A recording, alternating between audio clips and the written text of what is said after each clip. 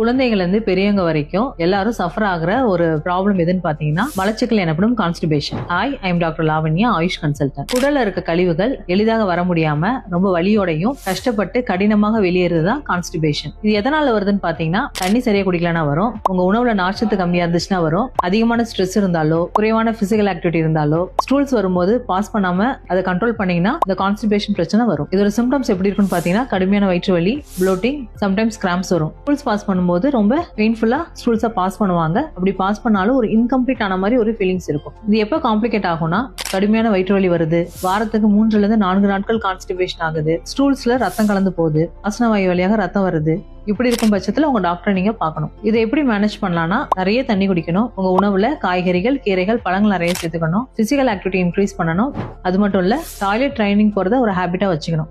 இப்படியான விஷயங்கள் நீங்க ஃபாலோ பண்ணீங்கனாலே இந்த கான்ஸ்டிபேஷன் பிரச்சனைல இருந்து ரிலீவ் ஆகலாம். மேலும் ஏதேனும் டவுட்ஸ் இருந்துச்சுன்னா டாக்டர்னு எனக்கு DM பண்ணுங்க, நான் ரிப்ளை பண்றேன். Take care of yourself. நன்றி, வணக்கம்.